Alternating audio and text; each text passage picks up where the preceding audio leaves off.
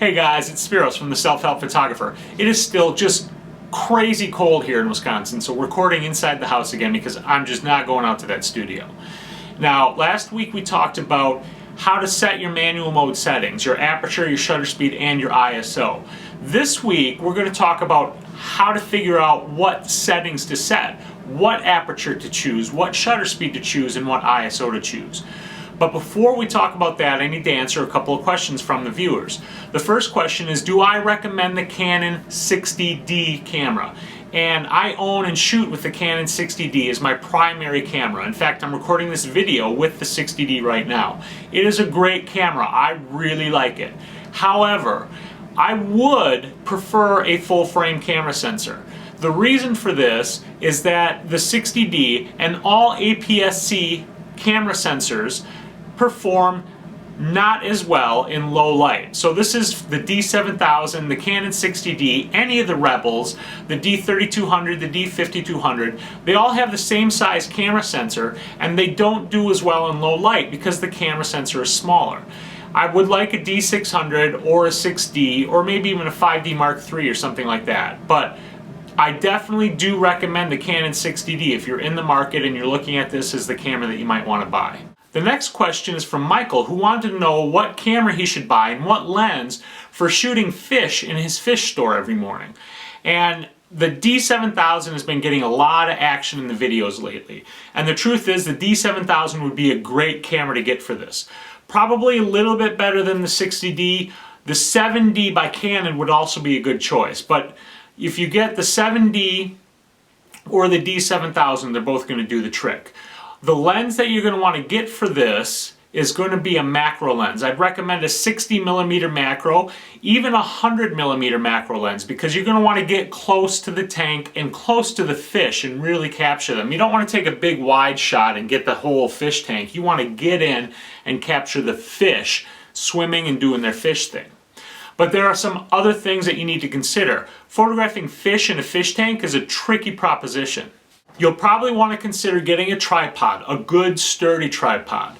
You'll also want to think about getting a flash to go along with the camera. And if you get a Nikon like a D7000, then the SB700 would be a great flash for you to get. If you do get a Canon like the 7D, the Canon 430EX2 would be great for you to get.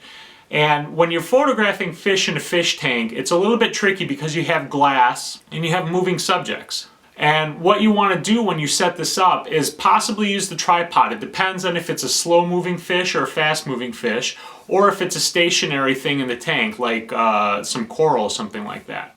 Now, when you're photographing fish in a fish tank, there are a couple things you're going to want to do. Number one, turn off the pumps. The lack of current in the fish tank will slow the fish down. They won't swim and dart around as much, and this is going to make it easier for you to photograph them. Number two, I would recommend turning off all of the lights in the store. The reason for this is any lights that you have on are lights that could be glaring against the fish tank when you're trying to photograph it. And you want to eliminate all of that glare if possible so that you don't have any of that showing up in your picture. Now, you may need to manually focus when you're shooting.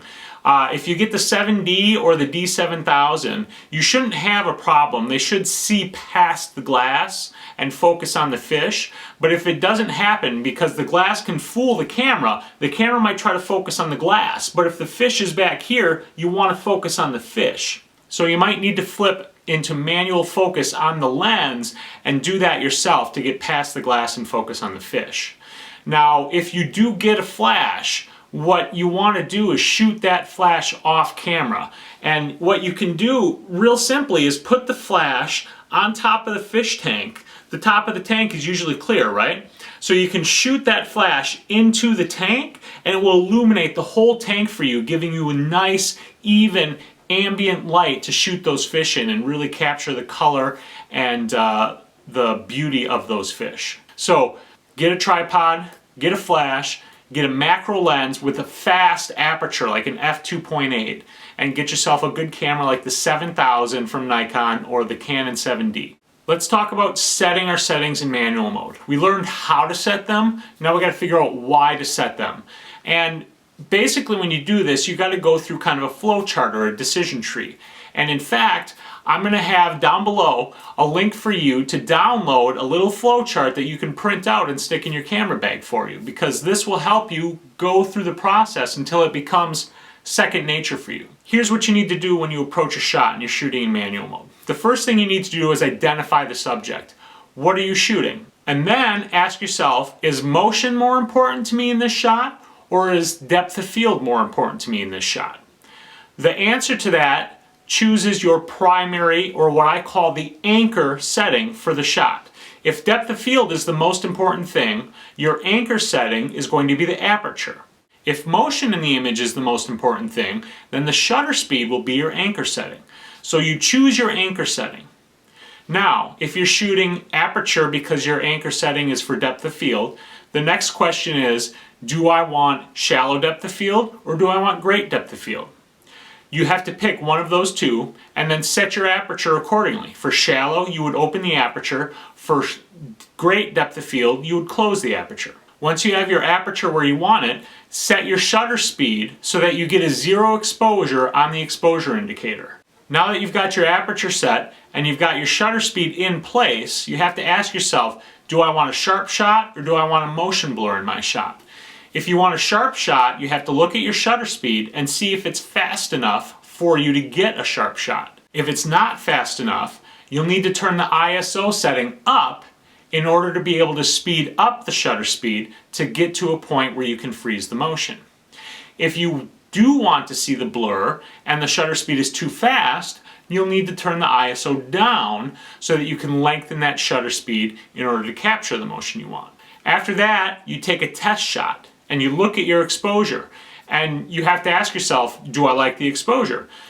You may need to overexpose the image if it's not bright enough. You may need to underexpose the image if it's not dark enough. You may need to tweak your aperture if your depth of field isn't good enough. You may need to tweak your shutter speed if the shot isn't sharp enough. So you get to a certain point and then you build from that. You tweak and you build. Now if we back up that decision tree and say our motion is the most important thing in the shot, the question is, do I want to show motion or do I want to freeze motion? And because now shutter speed is our anchor setting, we have to take that setting and we have to set it. If we want motion frozen, we want to freeze a sharp shot, then we're going to go with a faster shutter speed. And remember, that's partially dependent on the lens you're shooting. So 1/50th is usually a safe shutter speed, but if you're using a telephoto lens, that is going to be a higher number. If you want to show motion, then you're going to go slower. You have to decide how much motion you're showing. From that point, you then set your aperture to get to a zero exposure. And then, based upon your aperture, you may need to take your ISO up if you need to open that aperture further, and you may need to take your ISO down if you want to close that aperture and control the depth of field a little bit. Then you take a test shot, just like before, and evaluate the shot. Overexpose it if you need to, underexpose it if you need to. Maybe you're showing too much motion. Maybe you need faster shutter speed. So basically what you need to do is find your most important setting and then build your exposure around that and then tweak your exposure as you take test shots.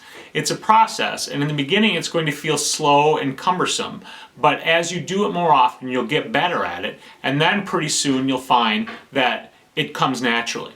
Now remember, down in the links below there's a PDF you can download. It's a little flow chart that you can print out that will take you through this process one step at a time so you can make these choices and set your settings. If you have questions, send them to Spyros at selfhelpphotographer.com or head over to the Facebook page at facebook.com/selfhelpphotographer. And don't forget to like the page while you're over there. Don't forget to like and subscribe to my channel here, like this video, and get out there and take some damn photos. I'll see you next week.